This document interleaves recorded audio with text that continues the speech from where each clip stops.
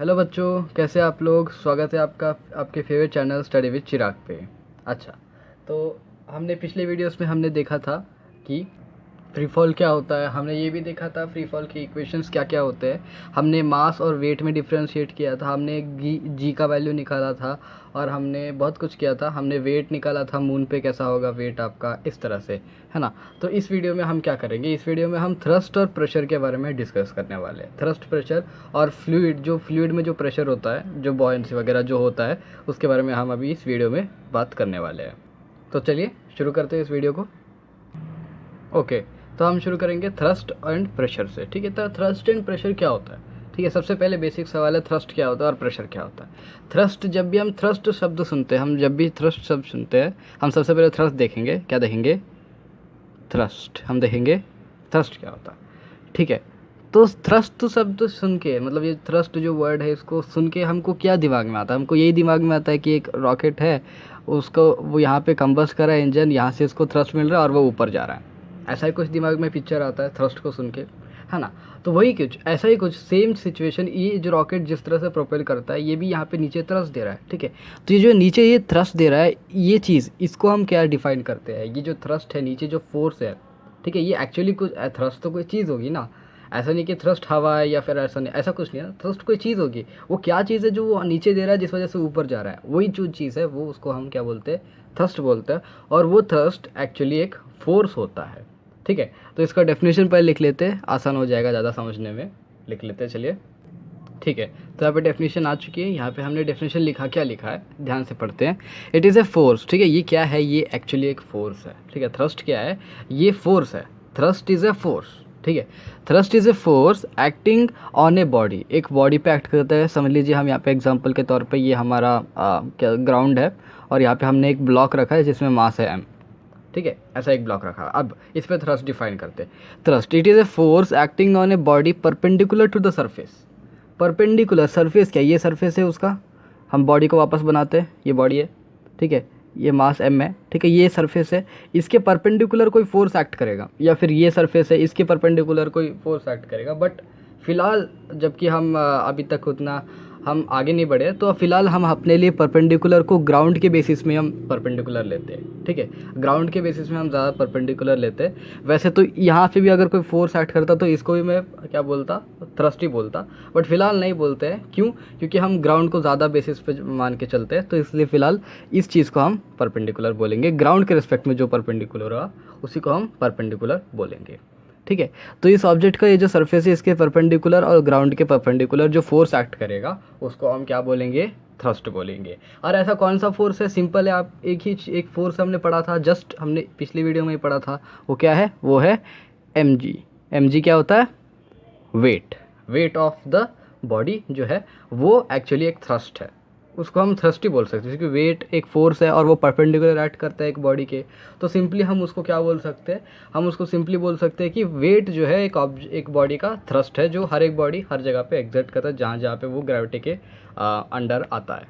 ठीक है, और वही चीज़ इस रॉकेट पे भी एप्लीकेबल है। रॉकेट यहाँ पे ये जो दे रहा है, ये क्या दे रहा है? ये थ्रस्ट दे रहा है। ठीक है, ये एक फोर्स दे रहा है नीचे, जिस वजह से वो ऊपर जा रहा है। हमने Newton's third law of motion पढ़ा था। रॉकेट यहाँ पे जितना फोर्स देगा उतना फोर्स उसको ऊपर मिलेगा, तो वो जितना इधर फोर्स देगा उतना फोर्स उसको मिलेगा, तो वो उस तरह से एक्सेलरेट कर सकता है। ठीक है, तो ये जो यहाँ पे दे रहा है, इसको भी हम थ्रस्ट बोलेंगे। ये भी परपेंडिकुलर ग्राउंड के, ग्राउंड यहाँ पे, ये परपेंडिकुलर हो गया, 90 डिग्री हो रहा है यहाँ पे, है ना। तो ये बोल सकते हैं कि ये थ्रस्ट है। और जो वेट है उसको भी हम थ्रस्ट ही, एज ए थ्रस्ट ट्रीट कर सकते हैं। ठीक है, तो इसको हम अगर ठीक ठाक से लिखें तो हम लिख सकते हैं थ्रस्ट को T, thrust equals force. Thrust is nothing but it's a force. यहाँ पे नीचे में ये छोटा सा सब्सक्रिप्ट में लिख सकता हूँ परपेंडिकुलर, फोर्स परपेंडिकुलर। ठीक है, ये बताने के लिए कि फोर्स परपेंडिकुलर पड़ रहा है, उसी को मैं थ्रस्ट बोलूँ, तो ज़्यादा स्पेसिफिक ये होगा। बट अगर यहाँ पे ऐसा भी लिखे तो भी कोई गलती नहीं है, ये सब एकदम परफेक्ट है, एकदम सही है, उसमें कोई गलती नहीं है। ठीक है, ये ज़्यादा स्पेसिफिक है कि हम बोल रहे हैं परपेंडिकुलर एक्ट कर रहा है फोर्स, तभी थ्रस्ट बोल सकते हैं, ज़्यादा स्पेसिफिक।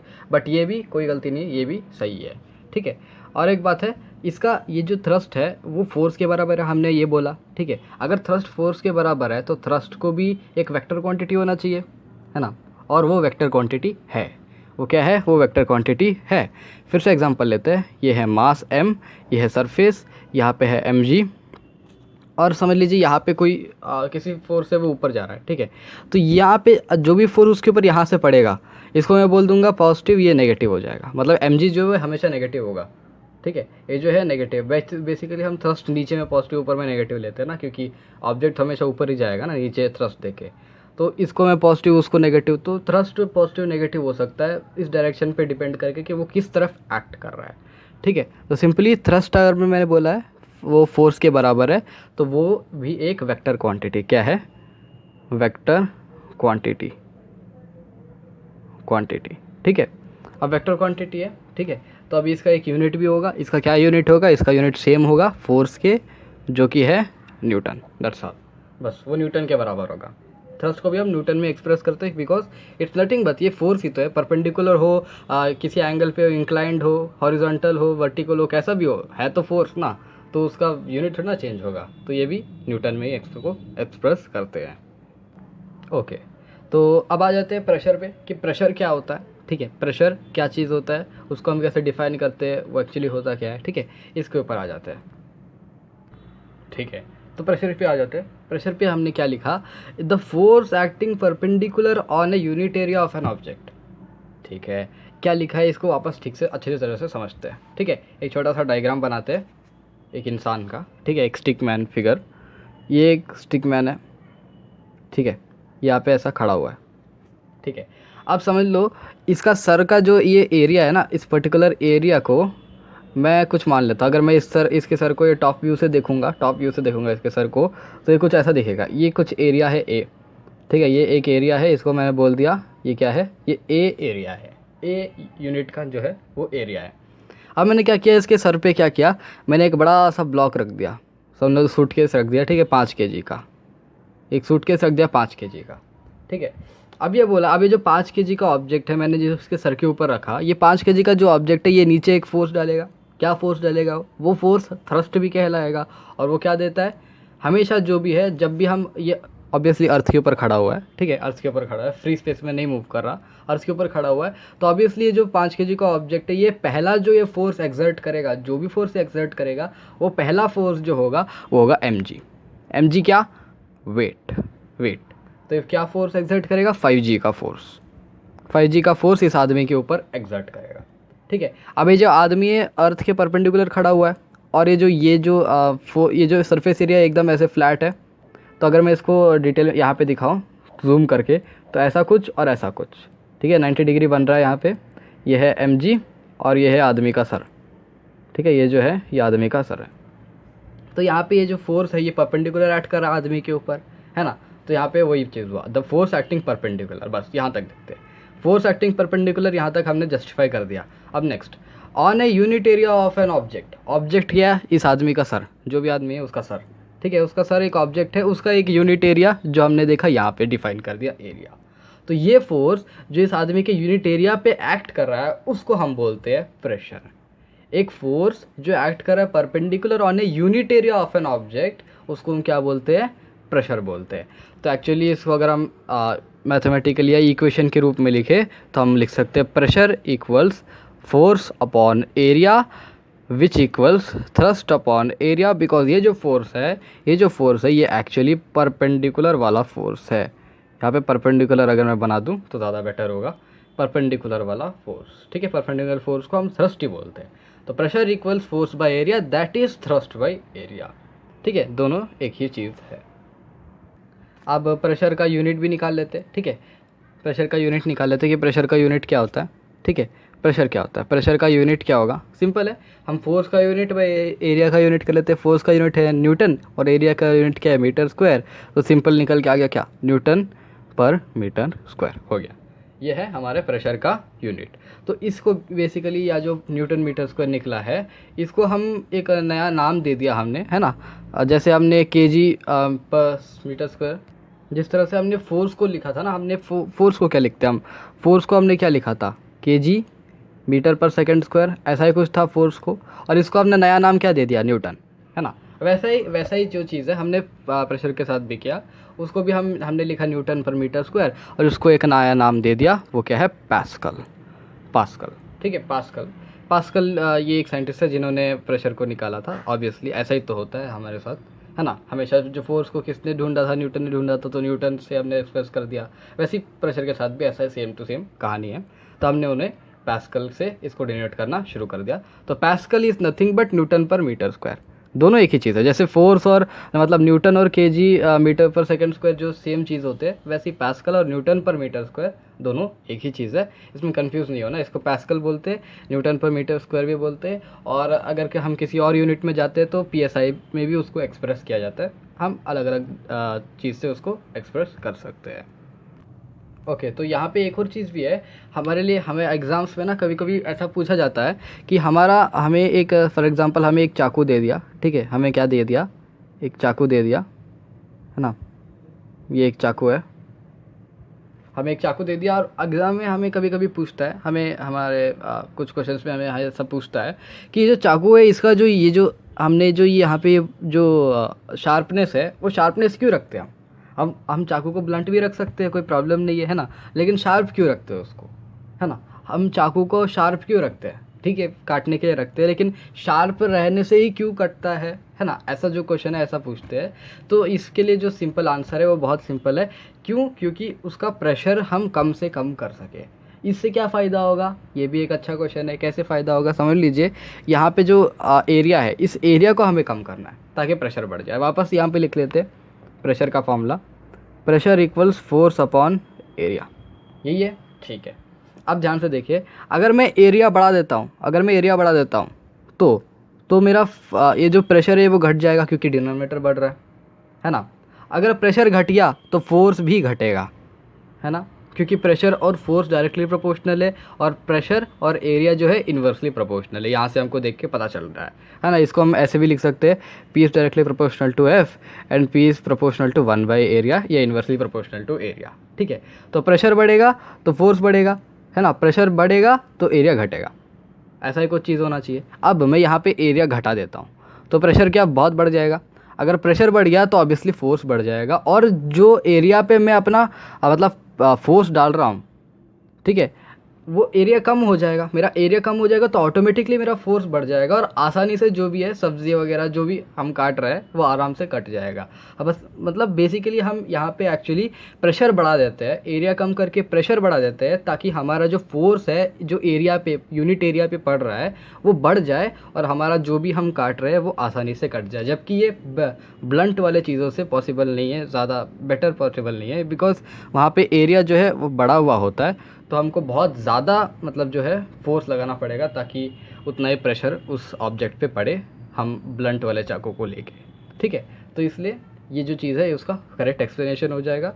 तो ऐसे और भी क्वेश्चन पूछे जाते हैं कि बिल्डिंग पे जो हमने अब बीम लगाते हैं, आयरन बीम्स, वो ब्रॉड क्यों लगाते हैं। ब्रॉड इसलिए लगाते हैं ताकि मतलब एरिया बढ़ जाए, और उसके ऊपर जो ऊपर से जो एटमॉस्फेयर का जो प्रेशर आ रहा है वो कम पड़ जाए, है ना।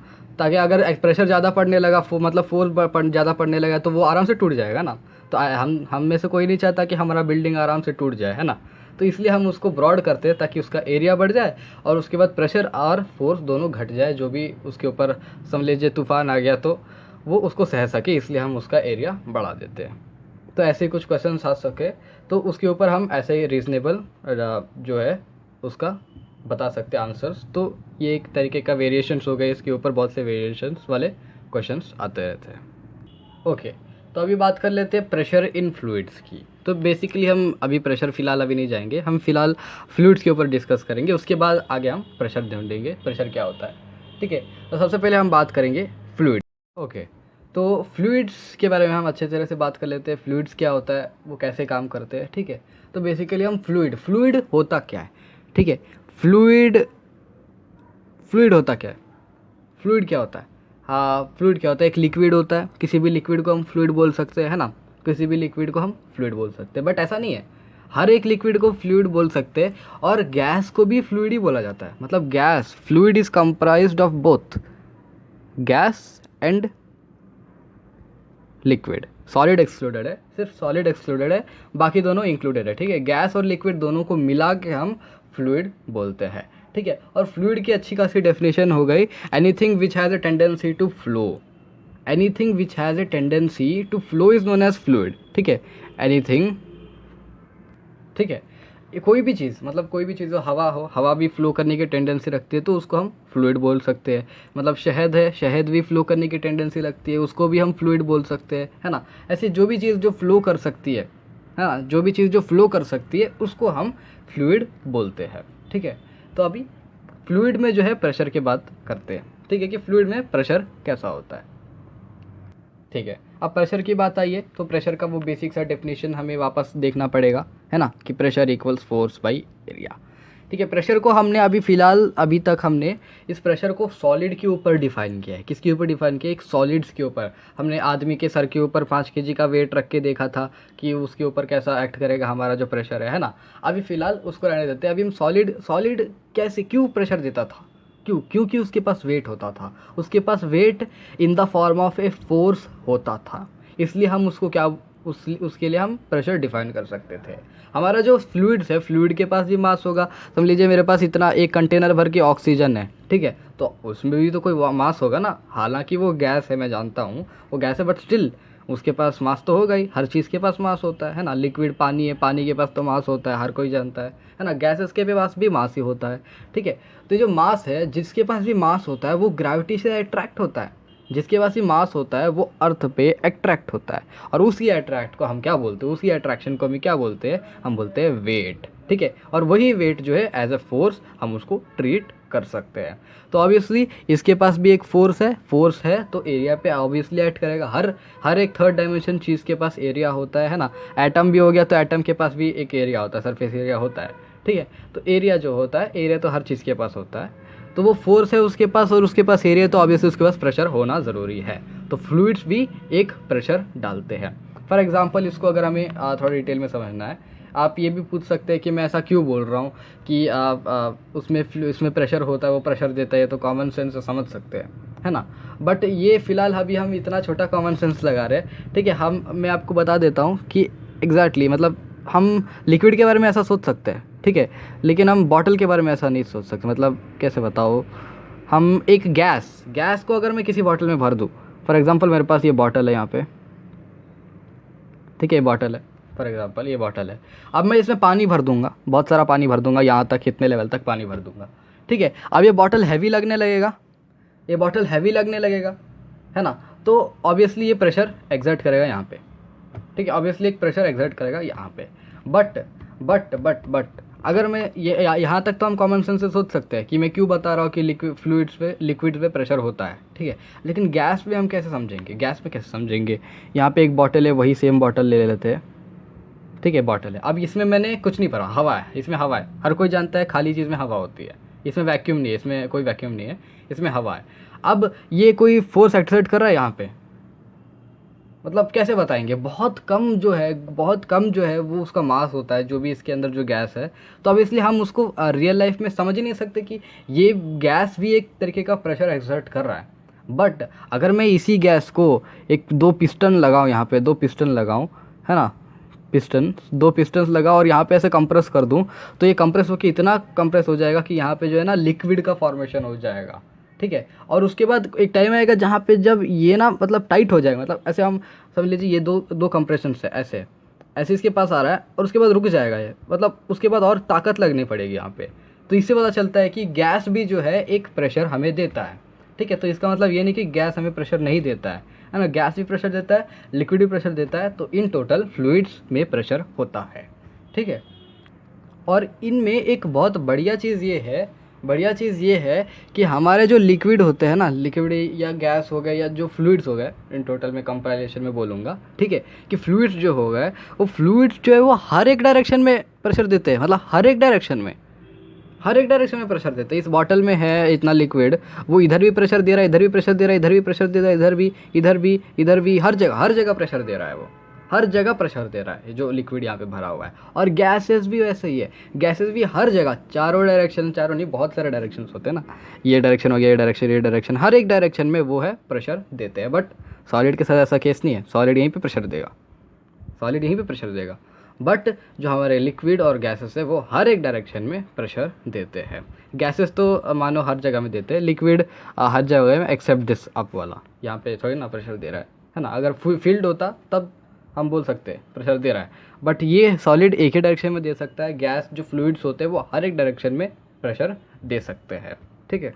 अब आपको एक बात समझ में आएगी, अब एक दिमाग में ज़रूर आना चाहिए कि अगर लिक्विड प्रेशर देता है हर एक डायरेक्शन में, अगर लिक्विड प्रेशर देता है हर एक डायरेक्शन में, अगर फ्लूइड प्रेशर देता है हर एक डायरेक्शन में, तो वो इधर प्रेशर देना चाहिए, इधर देना चाहिए, इधर देना चाहिए, इधर देना चाहिए। अब यहाँ पे एक और चीज़ आती है, मतलब मैंने यहाँ पे पानी है, मतलब ठीक है ये कंटेनर है, इसमें मैंने यहाँ पे तक पानी डाला। अब मैं यहाँ पे एक बॉल यहाँ पे रखूँगा, तो ये बॉल में हवा है, मतलब हवा है, सिर्फ हवा है, ठीक है। तो ये ऊपर आ जाएगा, क्यों आएगा? वो हल्का इसलिए ऊपर आएगा? नहीं, ऐसा तो नहीं होना चाहिए। वो हल्का है, ठीक है, डेंसिटी की वजह से हो सकता है, आपने पढ़ा है तो हो सकता है डेंसिटी की वजह से आप ऐसा बोल रहे हैं, ठीक है। बट समझ लीजिए डेंसिटी का सवाल नहीं हो रहा, डेंसिटी का सवाल नहीं हो रहा। मैं यहाँ पे एक स्टील बॉल ले रहा हूँ जिसका डेंसिटी वाटर से बहुत ज़्यादा है, ठीक है। स्टील बॉल ले रहा हूँ, डेंसिटी बहुत ज़्यादा ही नीचे आ रहा है। अब अगर मैं इसको किसी इस कंटेनर के बाहर निकाल के अगर मैं इसका वेट निकालूँ तो कुछ ज़्यादा वेट होगा इसका। फॉर एग्ज़ाम्पल 5 kg, बहुत भारी बॉल है, ठीक है, 5 kg। लेकिन जब पानी में डालता हूँ तब कुछ मैजिकल होता है। क्या मैजिकल होता है? उसका जो ये वेट है ये एक्चुअली कम हो जाता है। ये 5 kg नहीं रहता अभी यहाँ पे जो 5 kg, सॉरी गलत बोल रहा हूँ मैं, 5 kg नहीं होना चाहिए, मास है ना, 5 kg है। तो इसका बाहर में अगर मैं वेट निकालूँ तो 5 × 10 एक्स्ट्रा अप्रॉक्सीमेशन ले रहा हूँ, 50 न्यूटन होना चाहिए, ठीक है। बाहर में इसका वेट 50 न्यूटन होना चाहिए, लेकिन पानी में ऐसा नहीं होता। पानी में इसका वेट जो है 50 न्यूटन ही होता है। हालांकि इसका मास 5 kg रहता है, बट इसका जो वेट है वो 50 न्यूटन नहीं रहता, उसका बदल जाता है, उसका घट जाता है, इसका घट जाता है। कितना समझ लीजिए, हो सकता है 35 न्यूटन कम हो गया, मतलब कुछ भी हो लेकिन कम ज़रूर होगा, है ना। वेट कुछ ना कुछ कम ज़रूर होगा अगर उसको मैं पानी में डालूँ। ऐसा क्यों? ये इसीलिए ये जस्टिफाइड है इस बिहेवियर से कि वो प्रेशर दे सकता है हर एक डायरेक्शन में। ये जो लिक्विड है ये इस बॉल को ऊपर की तरफ एक प्रेशर दे रहा है, और इसी प्रेशर को हमने एक नया नाम दिया फिज़िक्स में, उस नाम को हम जानते हैं एज बॉयंसी, ठीक है। उसको हम जानते हैं बॉयंसी के नाम से, ठीक है। यहाँ पे थोड़ा कन्फ्यूजन होता है, BOU पता नहीं स्पेलिंग सही है नहीं, लेकिन इसको हम बॉयंसी के नाम से जानते हैं, ठीक है। इस फोर्स को हम बॉयंसी के नाम से जानते हैं, और अभी हम फिलहाल हमें उसी को पढ़ना है कि बॉयंसी क्या होता है। इसी के ऊपर आर्किमिडीज प्रिंसिपल है ना, ये सब बेस्ड है, ठीक है।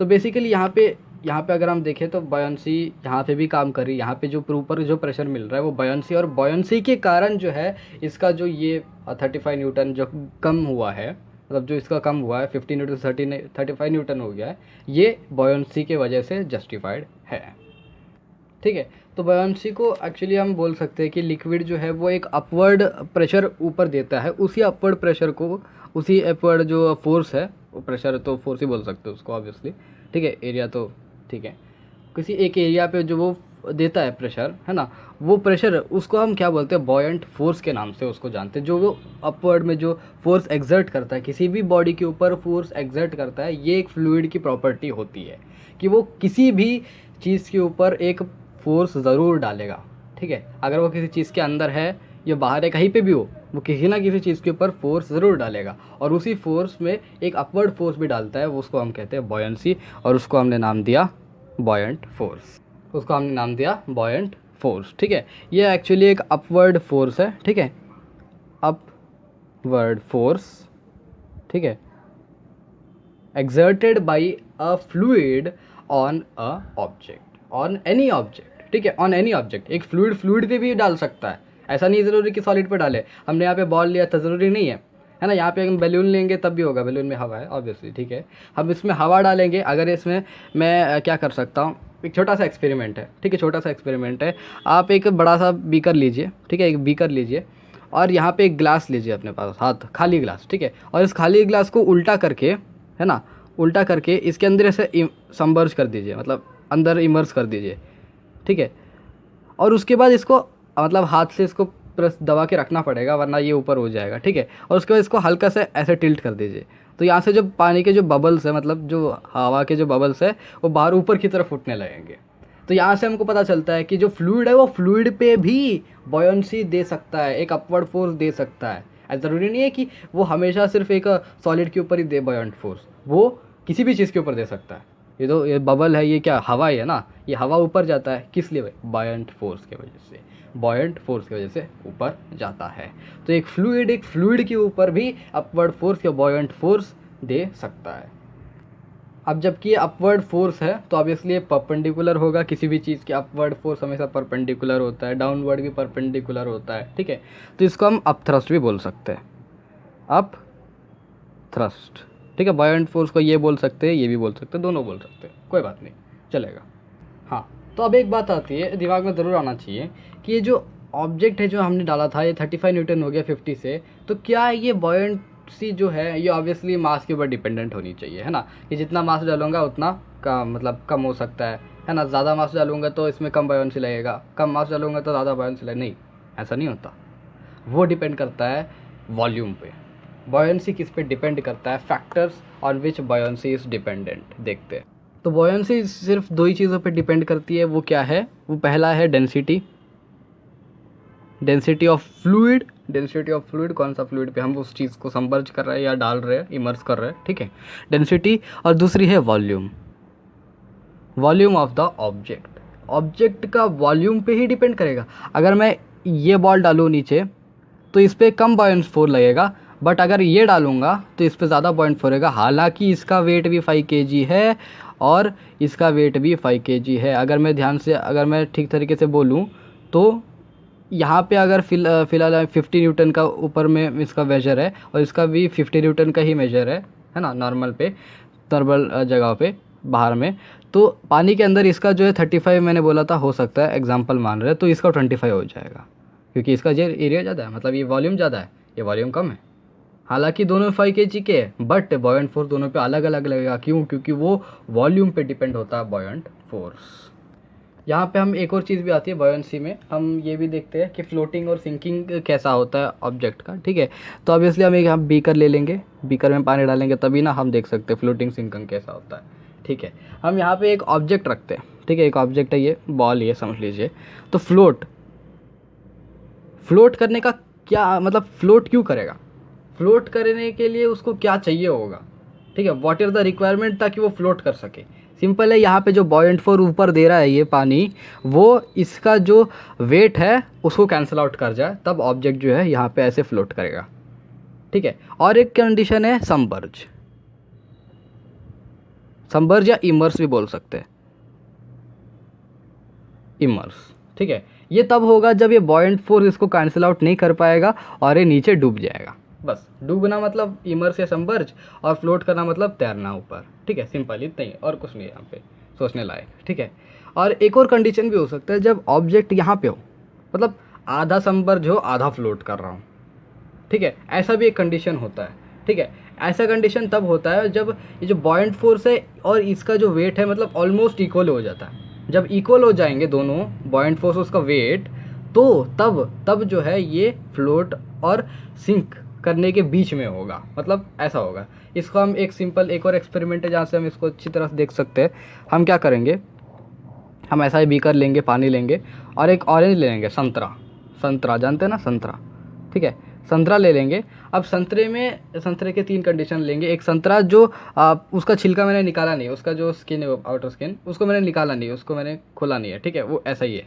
और दूसरा है जिसको मैंने पूरी तरह से छील दिया है, ठीक है, उसको पूरी तरह से छील दिया। और एक कंडीशन है जहाँ पे मैंने उसको आधा ही छीला है, मतलब यहाँ तक, सिर्फ ऊपर तक, और बाकी सब छील दिया, ऊपर का जो है वहाँ तक रहने दिया है और बाकी सब मैंने छील दिया। यहाँ पे बिल्कुल नहीं छीला, यहाँ पे पूरा छील दिया और यहाँ पे थोड़ा छीला, मतलब ज़्यादा छीला और थोड़ा रहने दिया, ठीक है। तो जब मैं इसको डालूँगा तो ये जो है यहाँ पे ऐसा फ्लोट करेगा और ये जो चीज़ है ये यहाँ पे ऐसे सिंक कर जाएगा और ये जो चीज़ है यहाँ पे ऐसे होगा, ठीक है। इसका कंडीशन कुछ ऐसा होगा और इसका कंडीशन ये वाला है, ठीक है, और इसका कंडीशन ये वाला है, ऐसा कुछ होगा, ठीक है। तो ये छोटा सा एग्जांपल है इस फ्लोटिंग सिंकिंग को देखने के लिए। ओके, तो फिलहाल यहाँ तक इस आज के लेक्चर को समाप्त करते हैं। अगले वीडियो में हम डेंसिटी देखेंगे, रिलेटिव डेंसिटी देखेंगे क्या होता है, और आर्किमिडीज प्रिंसिपल हम देखेंगे, थोड़ा इंपॉर्टेंट है, वहाँ से क्वेश्चंस आते हैं, ठीक है। तो आर्किमिडीज प्रिंसिपल, रिलेटिव डेंसिटी और डेंसिटी को हम अगले वीडियो में देखेंगे कि वो क्या होते हैं। Thank you for watching.